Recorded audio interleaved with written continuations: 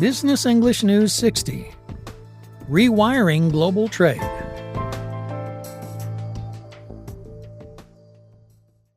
With his recent moves, Donald Trump has plunged the global economy into a new era of mercantile competition. He slapped tariffs on numerous trading partners even as he finalized new deals with others, such as Japan and the EU.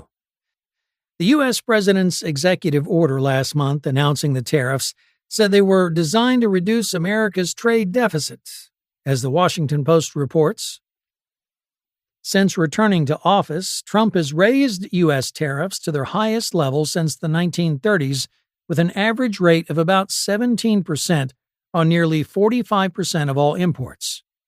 New 25% tariffs have been announced on India, with 50% on Brazil and copper imports.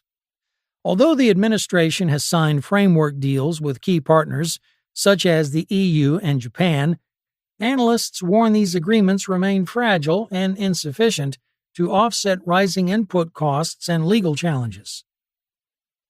The consequences of these sweeping tariff increases are being felt deep within the mechanics of global trade. As costs rise and agreements remain uncertain, businesses are struggling to maintain operational stability. Nowhere is this more evident than in global supply chains. As Thomson Reuters notes, most immediately, tariffs have disrupted the accuracy of demand forecasting and inventory planning within the global supply chain. Companies are pausing or canceling orders and pleading with vendors as unpredictability grows. This instability is undermining just-in-time ordering, where goods arrive precisely when needed, forcing firms to rethink lean inventory models. The result? Higher operational costs, longer lead times, and diminished efficiency across manufacturing and logistics networks. The breakdown in supply chain reliability signals a deeper erosion of confidence across the global economy. As businesses struggle to adapt, the wider effects are impacting investment decisions and financial markets. It has therefore become more difficult for governments and companies alike to maintain stability in an increasingly volatile environment. According to Reuters, emerging economies worldwide are bracing for sliding currencies and a possible deterioration of their sovereign credit. The shock to sentiment and capital flows is likely to endure and requires higher risk premia, warned J.P. Morgan, with officials calling it a possible negative turning point for emerging market debt. Analysts added that tariffs would subtract roughly 1 percentage point from China's GDP growth, sending broader ripples through global trade and investment. As the fallout deepens, key global players are challenging the legitimacy and long-term consequences of U.S. trade actions.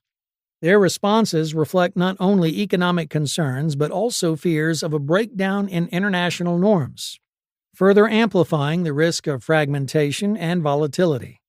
As Reuters reports, China's Commerce Ministry has vowed to take countermeasures to safeguard its own rights and interests. Japanese Prime Minister Ishiba expressed serious concerns over the consistency of the measures with WTO and bilateral trade agreements. And critics in Brazil and the EU have warned that punitive duties risk coercing partners, degrading trust in the multilateral system and raising the specter of legal challenges. The backlash highlights not only opposition to specific measures but also broader concerns. This is clearly not your mother's financial crisis.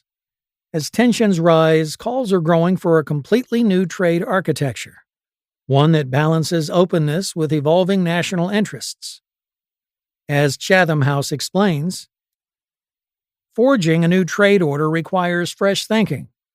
Many countries, not just the U.S., are frustrated by the WTO's inability to control state subsidies and manage non-market economies.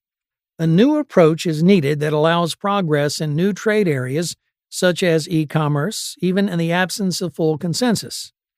And work is needed to accommodate industrial strategies and genuine economic security concerns without opening the floodgates to protectionism.